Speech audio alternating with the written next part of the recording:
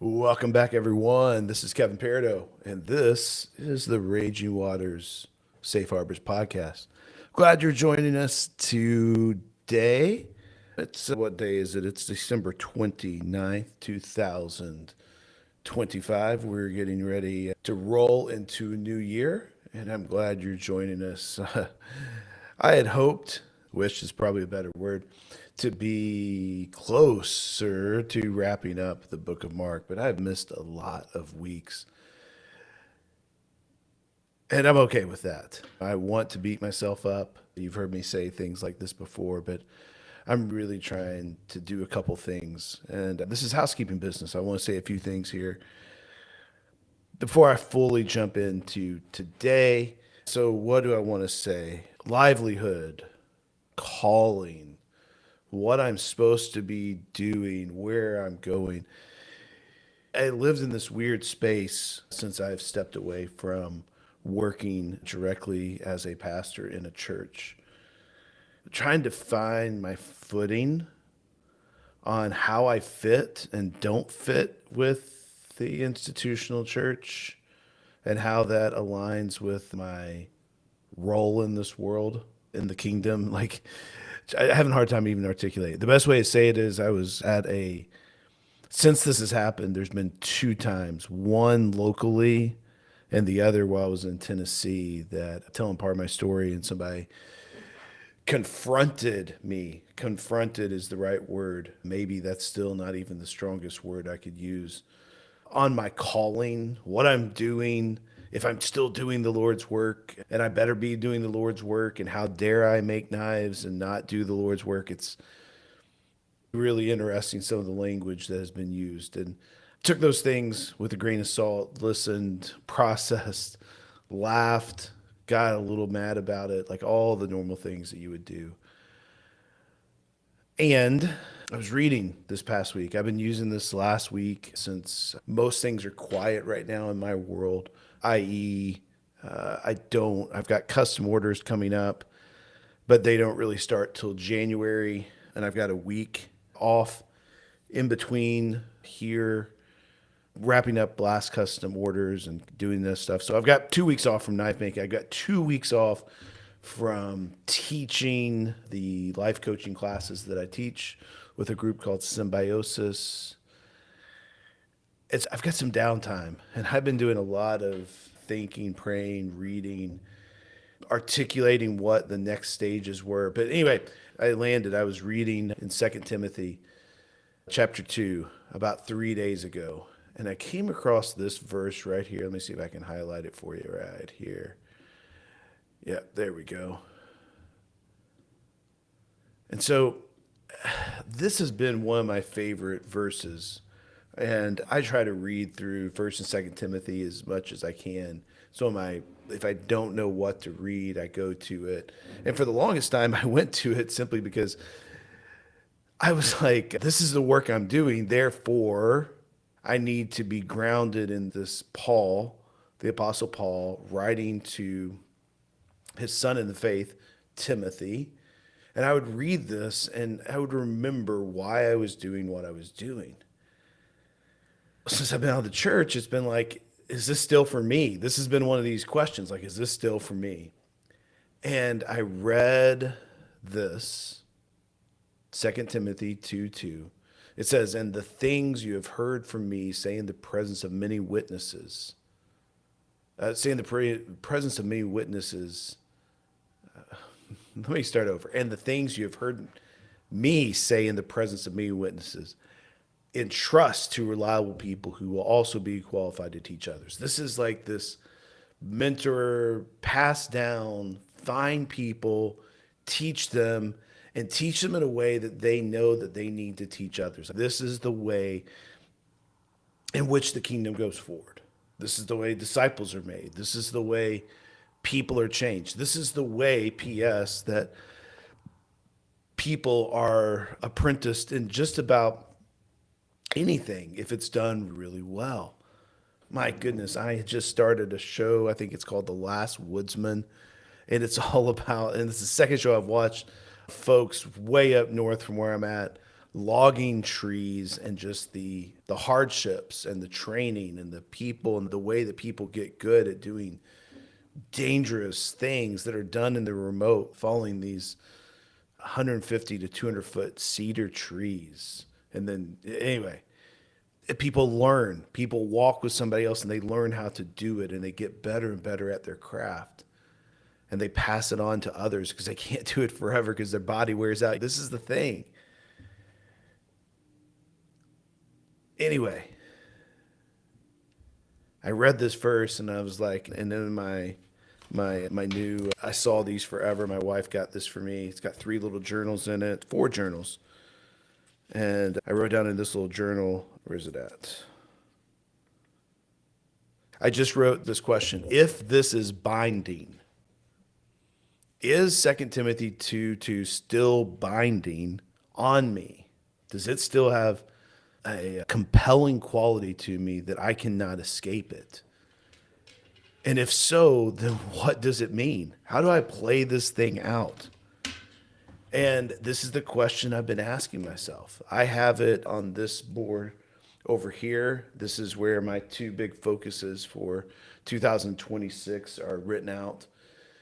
Not going to get into the details of it all right now, but one of them is like growing my livelihood. And how am I going to, and how, right in the middle of that, is this idea of 2 Timothy 2:2.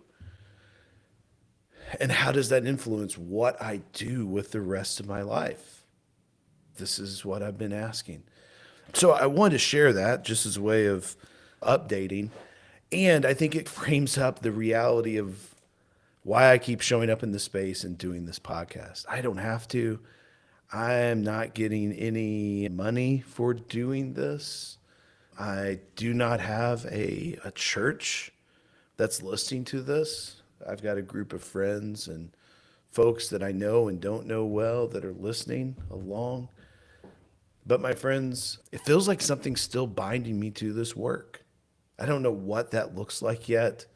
I do know this, by the way, so if you want to pass this on to folks, I do know part of living this out for me is found in the short phrase of making knives and helping to make lives. The place that I want to spend my time right now, that I know that it's where I'm supposed to be, is getting better than the craft of making knives and selling knives, teaching others to make knives via classes, and in this life coaching space where I help people make lives, make their lives, help them tell a different story with their life. And I cannot escape the fact that a lot of people I end up working with have been, are leaders in God's church in some form or fashion. And I can't get away from the fact that I am supposed to be doing this thing of passing on that which has been entrusted to me to reliable people who will also be able to do the same thing. And one of the things I've got coming up this year, more information coming soon, but early March right now is what I'm targeting. I'm targeting 4 to 6 clergy, church leaders of some sort that want to come down and do a 2-day knife making retreat. And it'll be a time and a space where we make a knife. We talk about the process, get deeply involved in the process of making knives, with the hope that there'll be 8 coaching sessions that follow that talk about your knife, just like we ask questions of the knife. What and how do we need to shape it? For what purpose will this knife be used? What's the handle feel like? How do we put an edge on it? All those things, those same questions apply to our lives. And I want to bring those 2 worlds together. That's my dream. That's where it feels like all of this has been heading for the last 15, 20 years of my life, has been the place where those 2 worlds come together in 2026. I want to make that happen.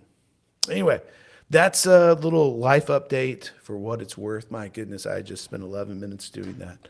My friends, if you're listening along, you hopefully love me and give me the space to share a little bit and dream with you. All right, my friends, let's jump in to Mark chapter 7. after the long housekeeping business here. All right. Chapter 7. We start with there's three big things that are going on in this chapter. Just a quick overview of what's going on. Number one, you've got Jesus having another confrontation with the Pharisees. And I kind of group the Pharisees, not that all the religious leaders within the Jewish faith are the same during Jesus' time, but they are religious leaders. All right. I know they're Pharisees, but I will probably say, for general purposes, religious leaders here. Pharisees, Sadducees, teachers of the law. These are these three distinct categories, and some of you could put a Venn diagram, and teacher of the law could be Pharisees or Sadducees. Pharisees, or think of them, horrible illustration probably, but it's different parties, different modes of beliefs around the Jewish faith. And they, again, just like today, people want power. They kept on moving towards power, and they had their own rules and ways of doing it. Here we're going to deal with the Pharisees, these religious leaders. And then we've got a healing that happens to a Gentile woman and her daughter. And Jesus talks to her, and there's some interesting things come up. And then there's another healing that happens at the end of this chapter. So big picture wise, we are going to, some chapters have been very tight. We're in a general section right now that is repeating similar themes over and over. We're leading up to chapter 8, which is the pivot, which the whole book of Mark kind of pivots on. So we're going to see similar themes in 8, but towards when we get to the end of 8, we're going to see the big pivot, and Jesus starts then turning his face. Just give you a big picture where the book's going. Turning his face and moving towards Jerusalem, moving towards the crucifixion and all of that. All right. But chapter 7, here's what we got. The Pharisees and some of the teachers of the law who had come from Jerusalem, which would have been HQ, headquarters for the Jewish faith, had come from Jerusalem, gathered around Jesus, and saw some of his disciples eating food with hands that were defiled, that is, unwashed. The Pharisees and all the Jews did not eat unless they gave their hands a ceremonial washing, holding to the tradition of the elders. When they came from the marketplace, they do not eat unless they wash, and they observe many other traditions, such as the washing of cups, pitchers, and kettles. So the Pharisees and the teachers of the law asked Jesus, "Why don't your disciples live according to the tradition of the elders instead of eating their food with defiled hands?" Jesus replied, "Isaiah was right when he prophesied about you hypocrites. P.S. All right. Remember back in chapter 2 to chapter 3, there was those 5 interactions that Jesus had with the religious leaders. And I talked about how that they were friendly at first, and then they kept on getting more confrontational. Then there at the end of that section of those 5 stories, every other interaction Jesus has with the religious leaders are not going to be pleasant. In other words, Jesus, the way that Mark tells the story, the religious leaders were against Jesus, and Jesus was calling them out. It wasn't the way it always was. But here, like Jesus is not mincing words. Isaiah was right when he prophesied about you hypocrites. As it is written, these people honor me with their lips, but their hearts are far from me. They worship me in vain. Their teachings are merely human rules. You have to let go of the commands of God. You have let go of the commands of God and are holding on to human traditions. And he continued, you have a fine way of setting aside the commands of God in order to observe your own traditions.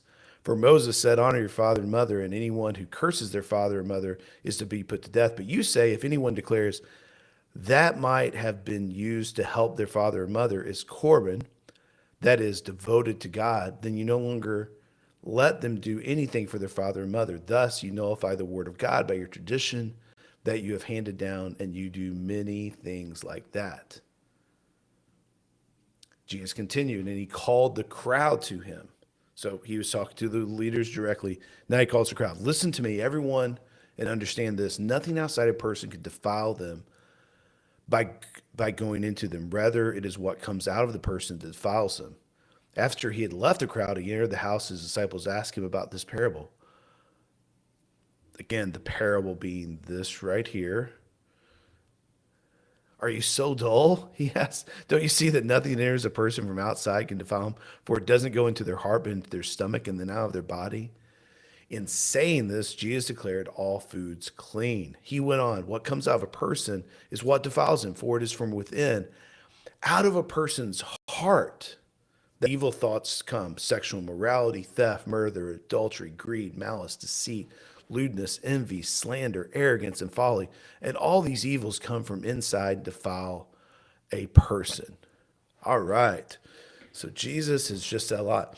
What's interesting here is that as we go through the book of Mark, like this is one of the larger places that we get uninterrupted Jesus words. And this text I've got before you in a lot of Bibles put Jesus' words in red. All right. And you'll see just all the red words, right? So he says, starts off, you, Isaiah said about you, you honor me with your lips, but your hearts are far from me. This is the theme. This is the theme of what's going on here. You say with your lips that you're with me, but your hearts are far from me. They worship me in vain, and their teachings are merely human rules. Then Jesus goes on to explain that they have let go of the commands of God to follow human traditions. You have a fine way of setting aside the commands of God in order to observe your tradition. Then he names an example, which is you got to take care of your father and mother. But there was a loophole in the traditions, which is if you declare something Corban, right there, that thing, that it's devoted to God, then you can go, I don't have anything to give my parents, therefore I don't need to take care of my parents and honor them with this thing that I have because it's been dedicated to God. It's a loophole. Like it's litigating the commands or maybe even the heart of what God wanted in commanding honor your father and mother. And they've made these rules.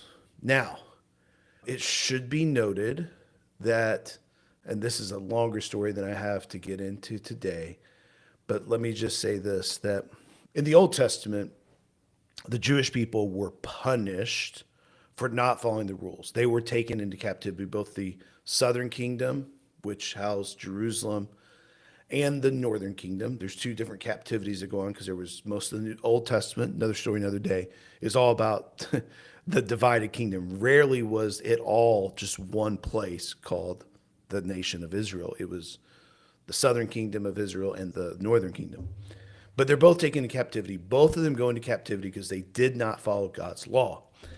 So post captivity, the way that this is when the Pharisees and Sadducees arose was during this after captivity period. And they arose primarily as ways to keep rules.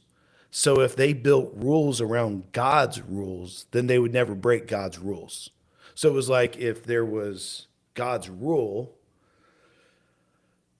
they didn't want to break this rule, they wanted to build a couple fences around the rule so they never got to breaking God's rule, because if they didn't break God's rule, right, then they wouldn't be taken into captivity. That's way oversimplifying, but this is the way things happen with people, right?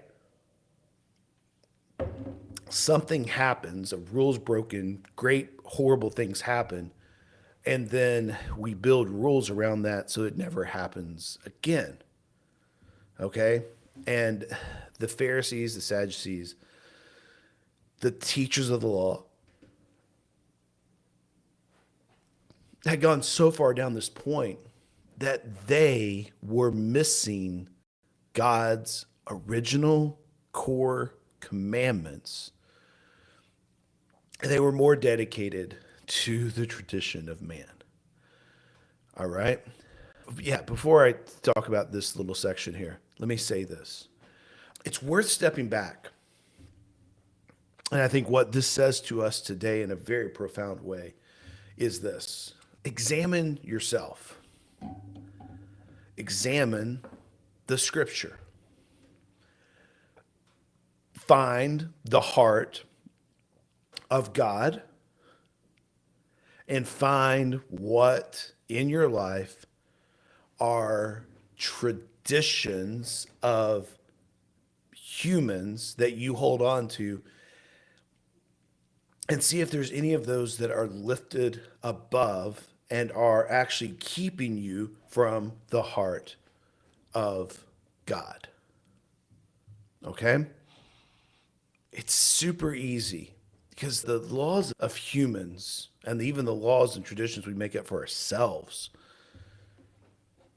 can become an easier substitute than it is to know the heart of God. Rules are typically easier to deal with. Do this, don't do that, touch this, don't touch that, than it is to manage a relationship with another person. But we know in the relationships that we have with the people that we're closest to that rules and do's and don'ts, they help us.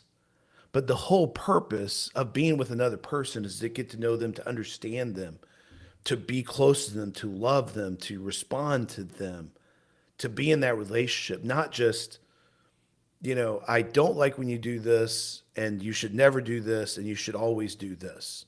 And if you just follow the rules, we'll be like, that doesn't work. But it is easier for us in our heads sometimes to distill everything down to rules. My seminary professor used to say, the old saying was, don't smoke or chew or go with girls that do. And I just love saying that because it's funny at so many levels. But he was talking that the church has made it sometimes about these rules. You do these things, you don't do these things. And we teach the rules in hopes that we teach people about God. But sometimes people hear the rules and they substitute the rules as their God. Think about the people you have known and maybe you even yourself, I not do this and I've got to do this. And like you're locked down and you're trapped because you're trying to make everything right by following the rules. These folks in the beginning, I believe, had the right intent. They wanted to follow, to establish traditions of behavior and rules so that they would honor God. But the drift happens over time to the point where the rules no longer really are able to contain the relationship. I think, P.S., this also, if there's a theme going on here in Mark, remember back in chapter 3 when we talked about the new wine and the old wineskins and the new wine, that you got to have new wineskins for new wine. This is it.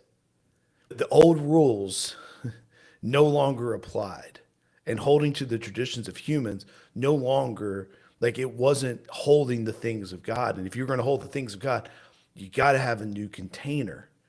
And Jesus brings out the new container. Here's part of it. He says nothing on the outside of a person can defile them because it goes into their body and comes out of their body. But what does defile them is what's in their heart. What comes out of a person is what defiles them. For it's within, out of a person's heart, that evil thoughts come: sexual immorality, theft, murder, adultery, greed, malice, deceit, lewdness, envy, slander, arrogance, folly, and all these evil come from inside and defile a person. Whoa, stop the presses, my friend. Think about this for a second. If you have been paying attention to anything going on in and again, Kentucky, I'm in the United States, I live in the Bible Belt, so all those are my contexts, so it might not be your context, but so much of the conservative Christian political movement, we'll just call it that, is up in arms about rules, some of these things right here that need to be avoided. All right. And they want rules and governance and things and to build things that keep people from doing these things. This is a weird space. I'm not even sure how to articulate this. And it's not all bad, but when the rules become larger than the relationship, then you get a very empty version of who God is and what he does. And I see this many times when folks in the faith, quote unquote, in the faith, in the church, identifies as a follower of Jesus, however you want to say that, starts yelling on their social media page about the things that people should not do, the rules. All right? Don't touch this. Don't eat this. Don't go near this. And again, please hear me. I'm not saying that we should just do whatever we want. But the point Jesus is making here is what defiles a person is not on the outside, but it's on the inside. So what I'm saying here is we should be asking different questions. What is on the inside of us? What evil is oozing out of our lives? What things are going on inside of us? Like it's a whole different way of looking at things. A prayer like this. Here's a prayer. God, this would be the rules-based prayer. God, help me to follow all your rules today and forgive me where I broke the rules. And all the things that I've learned over time and my mom and dad taught me and my church taught me, I've broken those and I don't want to break those anymore. And help me to keep the rules. And there's this other thing that says, God, examine my heart. Create, Psalm 51, create in me a clean heart and renew a right spirit within me. Cast me not away from your presence, O Lord, but restore a right spirit and a willing spirit within me. Do the work in my heart, God. Do you see how different those things are? This is what Jesus is driving at. He's saying, once you get so far into the rules and the traditions, you miss the meat, the heart of what's going on, the new wine and the new wineskin, back to chapter 3, because you're so locked into the old wineskin. This is what these people were. They were locked into the old wineskin. All right. You can keep on diving. There's so much going on there. There's so much more that I haven't said, but for the sake of time here, to keep this around 40 minutes, hopefully, we'll keep on moving on. Jesus left that place, went to the vicinity of Tyre. He entered a house he did not want anyone to know it. My goodness, Jesus was an introvert, my friend. Actually, I don't know if he's an introvert. This is what people do sometimes. They read into the text and go, oh, I just want to be alone, and Jesus wanted to be alone, and so I'm just going to go in the door and shut my house, and I don't want anybody to know I'm there.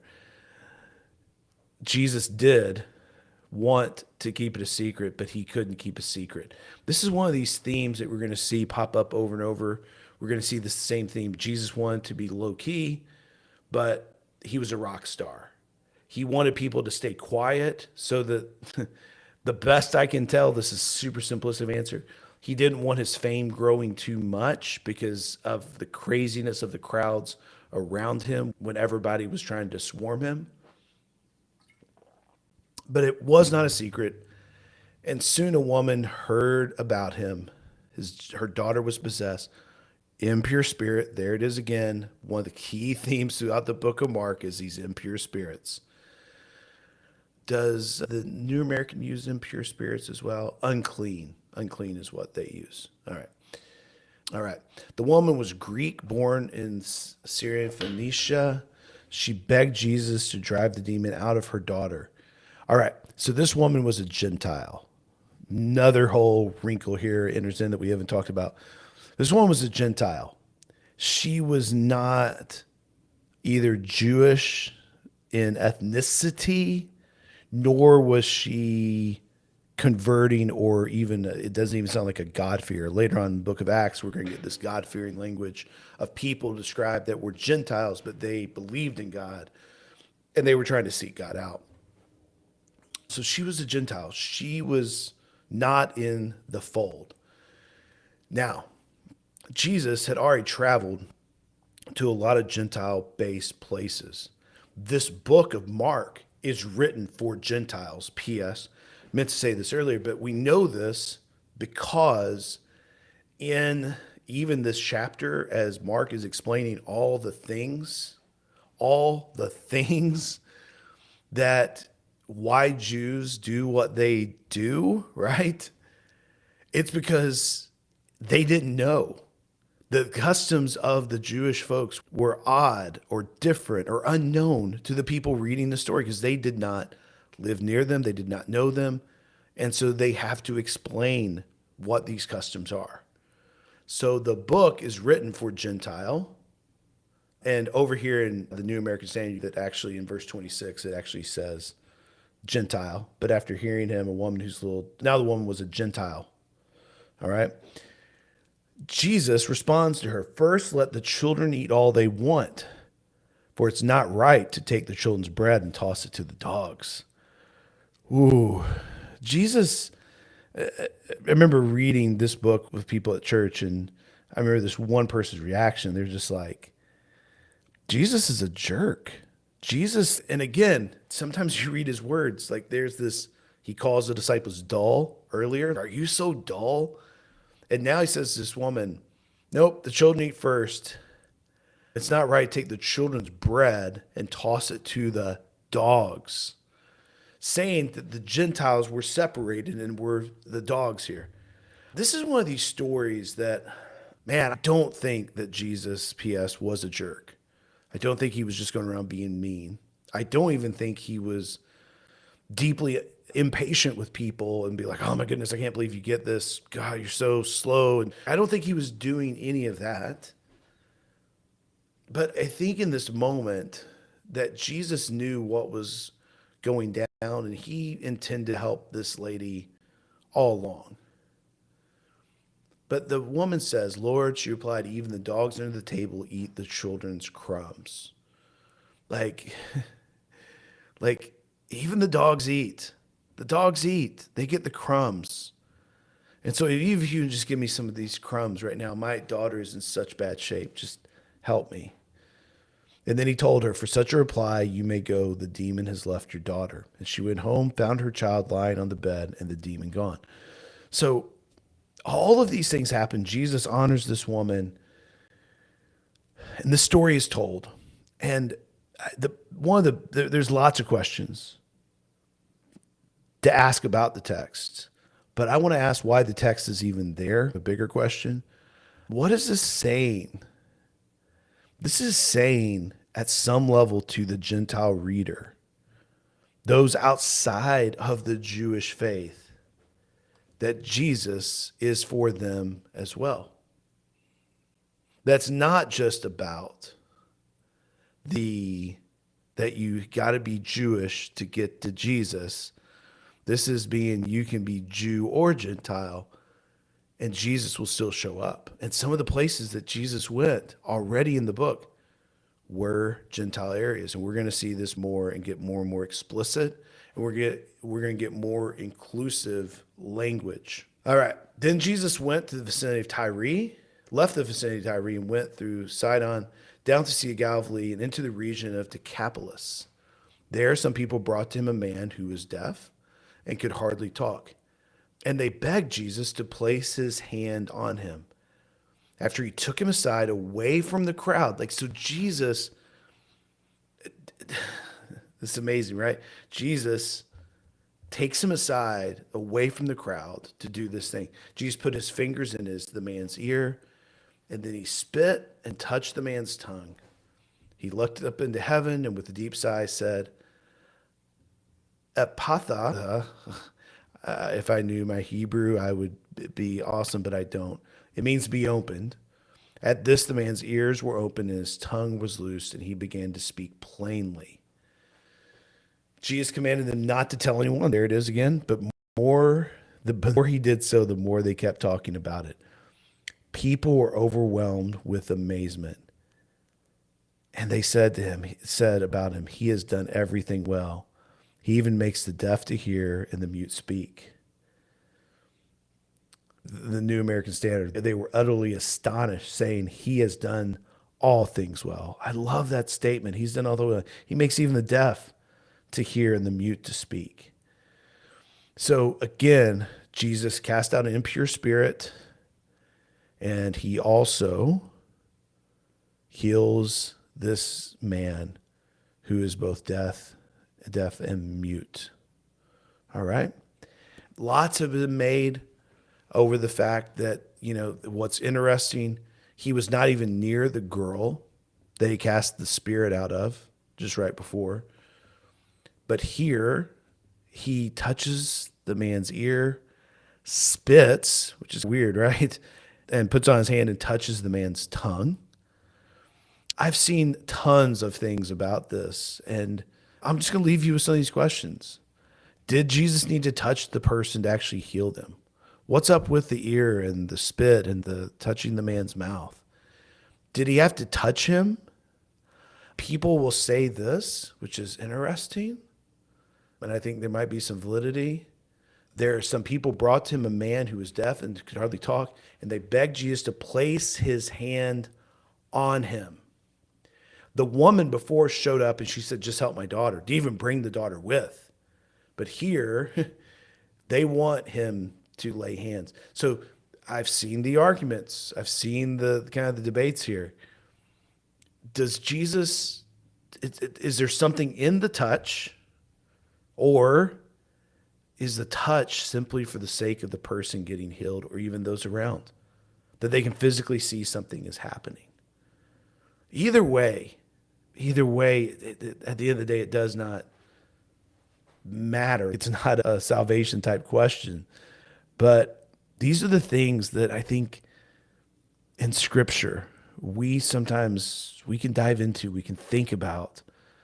We can think about the times that we prayed for people and we've laid our hands on them, and the power of touch to bring comfort, to bring solace, to bring you're not alone.